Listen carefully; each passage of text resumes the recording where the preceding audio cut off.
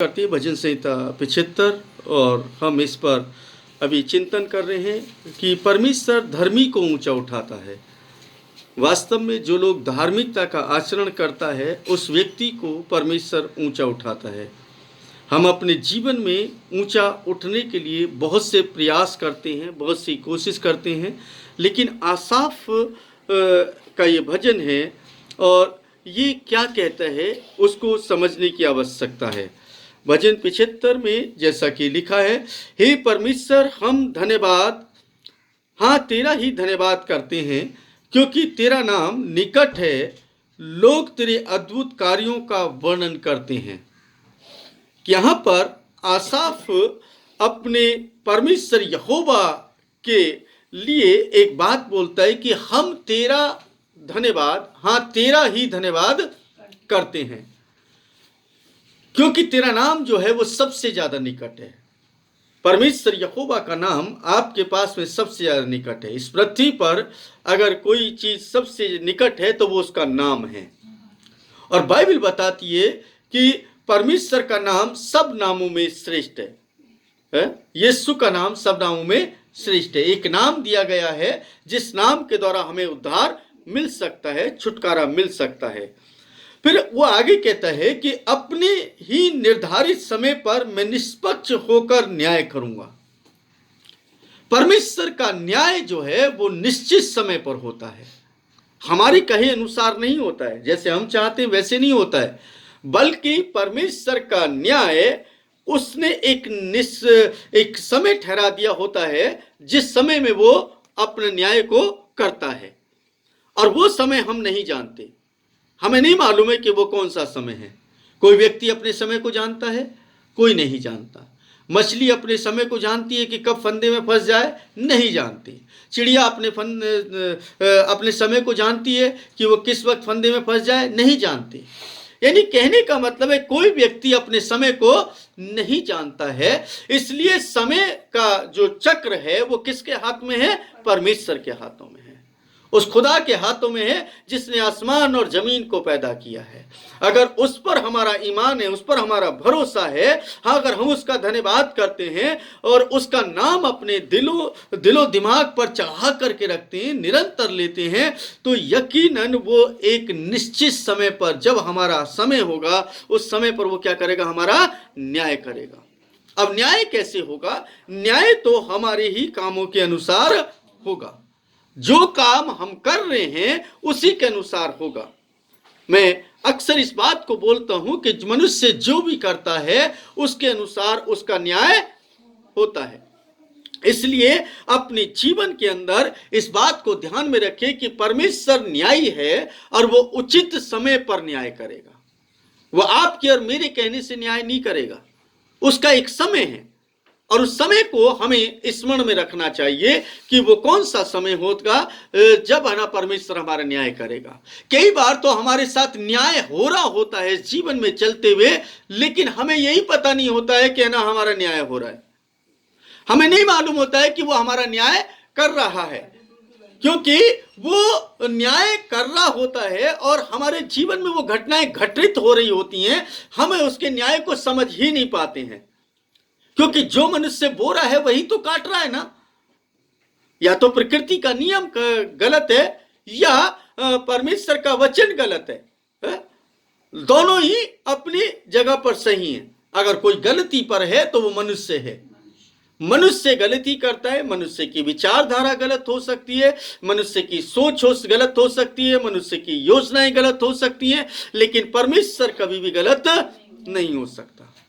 तो वह निर्धारित समय पर न्याय चुकाता है। पृथ्वी और उसमें रहने वाले सब डोल उठते हैं, परंतु मैं ही उसके खंभे स्थिर रखता हूं।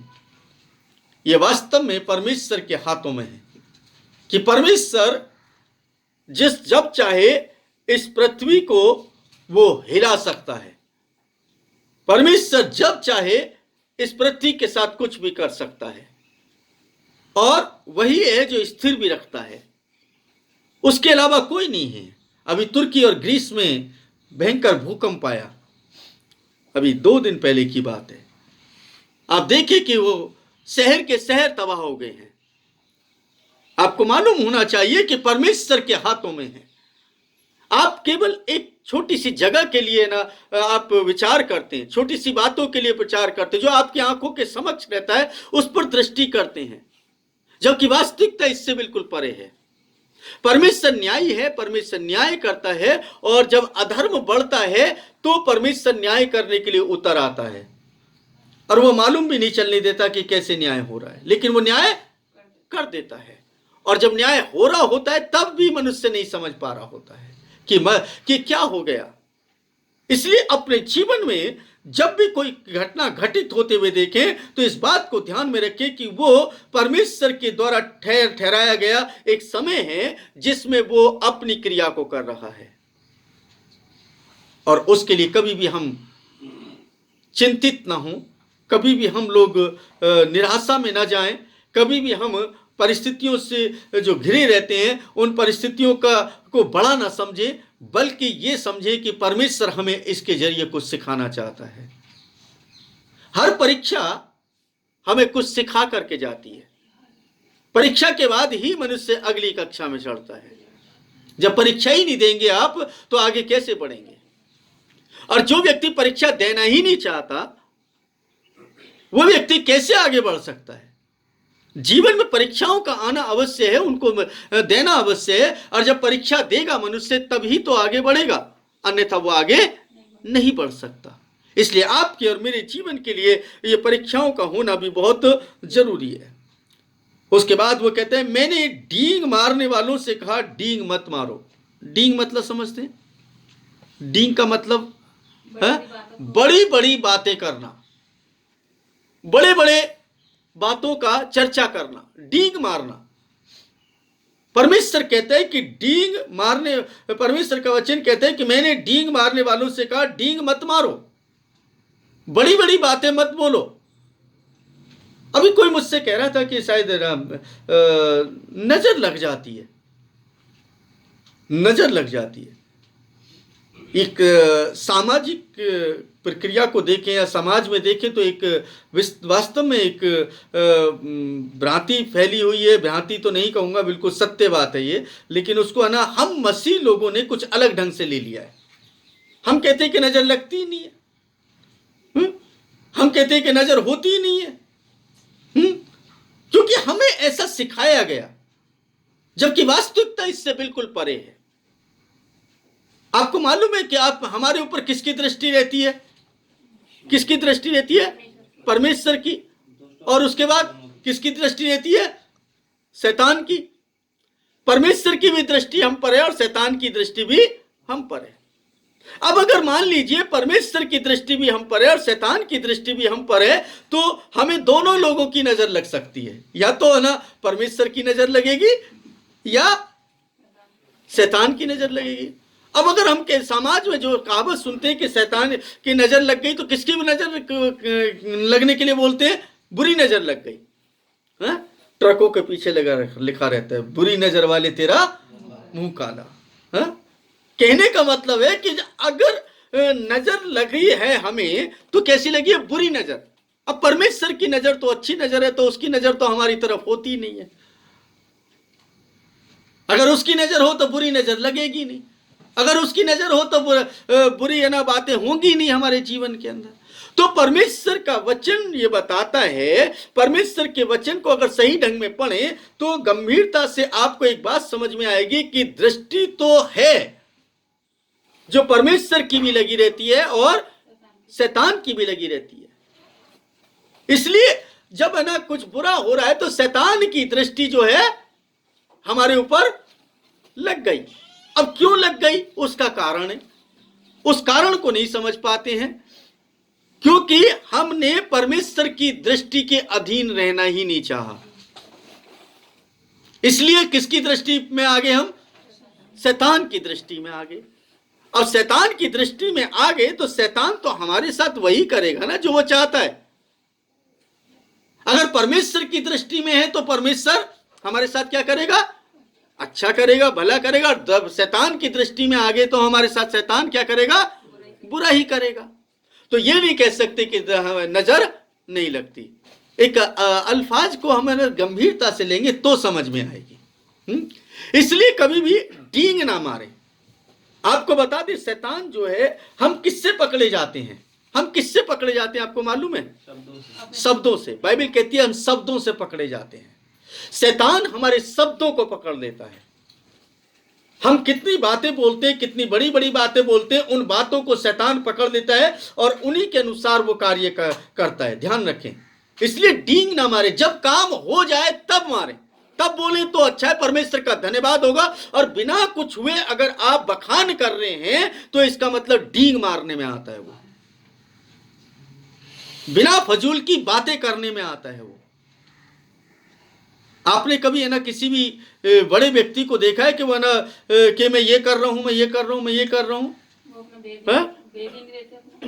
लेकिन जो छोटे लोग होते हैं, छोटी मानसिकता के लोग होते हैं, वो है ना 50 जगह गाते फिरते हैं कि मैं ये कर रहा हूं, मैं ये करूंगा, मैं ऐसा करूंगा, ये करूंगा, वो करूंगा। तो ये डींग मारना परमेश्वर को नहीं भाता है, क्योंकि जब मनुष्य डींग मारता है तो शैतान उस बातों को पकड़ लेता है। देख, इसने ऐसा बोला था, इसके कर्म तो ऐसे हैं नहीं, ये तो तेरा धन्यवाद ही नहीं देता है, ये तेरे साथ साथ चलता ही नहीं है, तो तू इसको कैसे दे सकता है? तो वो शैतान की दृष्टि पड़ गई। तो डींग मारने वालों से कहा डींग मत मारो, और दुष्टों से कि अपना सींग ऊंचा मत करो।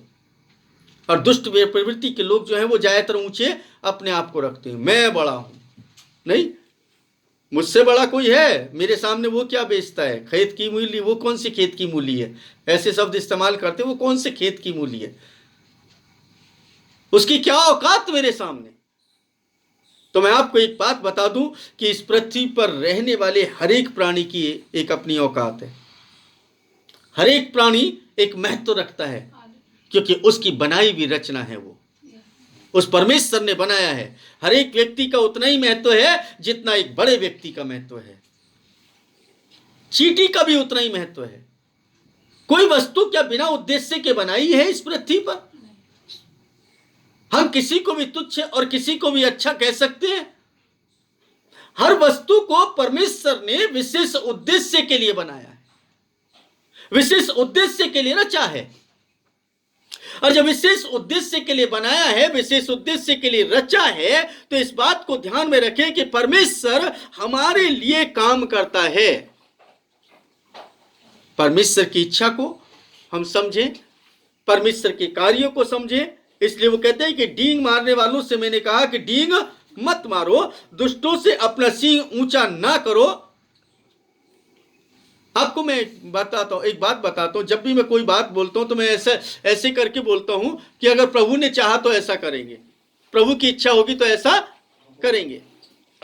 लेकिन होता क्या है, हम लोग है ना क्या कहते हैं, मैं ऐसा करूंगा और मैं ऐसा कर दूंगा तो ऐसा हो जाएगा, ऐसा करूंगा तो ऐसा हो जाएगा। जहां पर मैं है वहां पर समझ लें कि सब कुछ गड़बड़ है। इसलिए डींग मारना बिल्कुल भी अच्छी बात नहीं है। आपके समक्ष अगर कोई भी व्यक्ति आता है तो उसको एक बात समझाएं कि ये ना बोले उसके कि डींग मत मारो, बल्कि उससे कहो कि जब काम हो जाए तब आप बयान करना शुरू करो, क्योंकि शैतान की दृष्टि आप पर लगी रहती है, उसकी नजर आप पर लगी रहती है। अगर शैतान की दृष्टि लगी है तो इसका मतलब आपको क्या लग गई है? नजर लग गई है। शैतान की दृष्टि पड़ गई तो आपको क्या लग गई? नजर लग गई। अब उस नजर को उतारने के लिए आपको कुछ काम करना पड़ेगा, तो परमेश्वर के निकट जाना पड़ेगा। मिर्च आपके ऊपर से उतार करके है ना उसको चूल्हे में नहीं झोंकना पड़ेगा, उससे नजर नहीं उतरेगी। वो आपको बता दो, ये साइंटिफिक नहीं है, बल्कि क्या है कि ना भ्रम है। और वो क्या होता है कि अचानक से एक प्रक्रिया कोई व्यक्ति करते हैं, को ज़्यादातर लेडीज लोग करती हैं, ये है ना कि वो मिर्च ली और मिर्च को है ना ऐसे करके उतार के चूल्हे में डाल देती हैं, तो है ना वो क्या नजर उतर गई। उस व्यक्ति की सोच उस वक्त में ऐसा हो जाती है कि ना वो मेरे को नजर लगी थी और मेरी नजर उतर गई, ना मतलब साइकोलॉजिकल ना वो क्या हुआ, फिट हो गया, अब मेरी नजर उतर गई, अब मैं ठीक हूं, ठीक है। या बच्चे की नजर उतारी तो बच्चा अभी ठीक है, पहले है ना उसके दिमाग में ये था कि ना इसको नजर लग गई है। लेकिन वास्तविकता यह है कि वास्तव में दुष्ट की नजर तो आपके ऊपर पड़ ही जाती है, और दुष्ट की नजर तो आपके पास हमेशा, आपके ऊपर हमेशा रहती है। इसलिए वो कहते हैं कि मैंने डींग मारने वालों से कहा कि डींग मत मारो, और दुष्टों से कि अपना सींग ऊंचा ना करो। अपने सींग बहुत ऊंचे मत करो, ऊंचा तो रखो, अपने आप को नीचा भी मत करो, लेकिन इतना भी ऊंचा मत करो कि कहीं गिरो तो हाथ पैर ही टूट जाए, गिरो तो हाथ पैर ही टूट जाए। न अहंकार पूर्ण ढिढाई की बातें बोलो, अहंकार पूर्ण। आपको बता दें कि जब है ना कोई व्यक्ति अहंकार में कोई व्यक्ति बात करता है ना, तो इस व्यक्ति का पतन होना निश्चित होता है, उसको नीचे गिरना अवश्य होता है। इसलिए कभी भी अहंकार में कोई बात ना बोले। हो सकता है कि आपके पास में बहुत ताकत है, आप है ना किसी व्यक्ति को है ना बिल्कुल एकदम से गिरा सकते हैं, उसको पिटाई लगा सकते हैं, उसको मार सकते हैं, लेकिन नहीं मालूम है कि आपको आज शाम को ही अगर मान लीजिए ऐसी हालत हो जाए कि आपको, हम नहीं कह रहे एक्सीडेंट हो जाए, टाइफाइड ही हो जाए, तो आप तो है ना ऐसे शिवरिंग हो रही होगी, बुखार में ऐसे हिल रहे होंगे, आपकी ताकत खत्म हो गई, खाली बुखार में ही खत्म हो गई, एक्सीडेंट की बात छोड़ो। और अगर वो लंबे समय तक रहा तो अगले 6 महीने तक आप हिल नहीं पाएंगे, कोई एक मारेगा तो गिर जाएंगे। तो कितनी आपके अंदर ताकत है ये आपको पता है? लेकिन फिर भी है ना हम क्या कर रहे हैं, उस पर है ना ढिढाई अहंकार की बातें, क्योंकि बढ़ती ना तो पूर्व से आती है ना पश्चिम से आती है। जीवन में अगर बढ़ती पूर्व से और पश्चिम से नहीं आती है तो कहां से आएगी भाई? बढ़ता वही बढ़ाता है और वही घटाता है। किसके द्वारा घटाता है? हमारे आमालों के द्वारा, हमारी सोच के द्वारा। हमारी सोच में यह होने पाए कि परमेश्वर अगर तू चाहेगा तो ऐसा होगा। अपने शब्दों को नाप तोल करके बोल लें तो मैं दावे के साथ कह सकता हूं कि आप हमेशा ऊपर जाएंगे। और जब आप ये बोलेंगे नहीं ऐसा मैं कर दूंगा, तो समझ लीजिए आप नीचे की तरफ जाएंगे। प्रयासरत रहिए, कोशिश करते रहिए, लेकिन किस में होकर के? परमेश्वर में होकर के। हर एक को बढ़ाना और घटाना उसी में आगे लिखा है। न बढ़ती ना तो पूर्व से, न पश्चिम से आती है, न मरुभूमि से आती है, परंतु परमेश्वर ही न्यायी है, वही एक को घटाता तो दूसरे को बढ़ाता है। मैंने बड़े बड़े रईसों को देखा है कि वो बिल्कुल है ना कंगाल हो गए। क्यों? क्योंकि उन्होंने अपनी समझ का इस्तेमाल ज्यादा किया। जब व्यक्ति अपनी समझ का इस्तेमाल ज्यादा करता है तो वो हमेशा नीचे की तरफ जाता है, ऊपर की तरफ नहीं जाता है। और कुछ लोग अपने जीवन में अपनी समझ का इस्तेमाल कम करते हैं, परमेश्वर पर भरोसा ज्यादा रखते हैं और परमेश्वर के द्वारा भरोसा रख करके कार्य करते हैं, वो धीरे धीरे करके ऊपर आते चले जाते हैं। ये परमेश्वर का नियम है, प्रकृति का नियम है। परमेश्वर भला है, वो आपके और मेरे साथ भलाई करेगा। इसलिए आप परमेश्वर के साथ हो, क्योंकि आप धर्मी व्यक्ति हैं तो ऊंचा उठाएगा आपको। बाइबल कहती है, आप साफ ये बात बताने की कोशिश करें, अगर आप धार्मिकता का जीवन जी रहे हैं तो क्या करेगा? परमेश्वर आपको ऊंचा उठाएगा। अगर अधार्मिकता में जीवन जी रहे हैं, आप बेशक चाहे कितने भी ताकत से उठ जाएं, लेकिन आपको नीचे आना पड़ेगा। यह परमेश्वर का नियम है। परमेश्वर के वचन के अनुसार वो कहते हैं ना तो बढ़ती पूर्व से आती है, न पश्चिम से आती है, न ही मरुभूमि से आती है, परंतु परमेश्वरी न्यायी है, वही एक को घटाता तो दूसरे को क्या करता है? बढ़ा देता है। आपको बढ़ाने वाला, मुझे बढ़ाने वाला कौन है? परमेश्वर है। घटाने वाला कौन है? घटाने वाला कौन है? परमेश्वर की इच्छा के बगैर शैतान काम कर सकता है क्या? मेरा मानना है कि नहीं कर सकता। वो छूट दे देता है। अगर इस बात को अगर आपको समझना है तो आपको अय्यूब की पुस्तक में जाना पड़ेगा। अय्यूब जो कि इब्राहिम से पहले के हैं, मतलब सबसे पुराने है ना विश्वास रखने वालों में से माने जाते हैं। सबसे पुराना वो शख्स जिसने पूरी तरीके से इत्मीनान अपने खुदा पर रखा। और जब सभा थी तो वहां पर घूमते घामते टहलते टालते कौन आ गया? शैतान आ गया। शैतान क्या कहता है? तू कहां, परमेश्वर क्या कहता है? तू कहां से आ रहा है? कैसे घूमते घामते आ रहा हो? तो परमेश्वर कहता है, बड़ी शान से बोलता है, तूने मेरे दास अय्यूब पर दृष्टि की है। वो कितना धनी है, कितना धर्मी है, कितना न्यायी है, कितना प्रेम करने वाला है, तूने उस पर दृष्टि की है। परमेश्वर उसकी गवाही देता है। किसको बोल रहा है? अब बात किससे कर रहा है? वो शैतान से कर रहा है। ध्यान रखें, किससे बात कर रहा है? शैतान से। तो शैतान भी क्या बोलता है? बड़ा चालाकी के साथ काम करता है। तूने उसको बहुत कुछ दे रखा है इसलिए करता है, अभी तू उससे ले ले तो वो सब कुछ तेरे सामने, तेरे मुंह पर तेरी बुराई करेगा। तो आपको बता दें कि शैतान की वो बात शायद अय्यूब के जीवन में तो पूरी ना हो पाई, हम लोगों के जीवन में जरूर पूरी हो जाती है।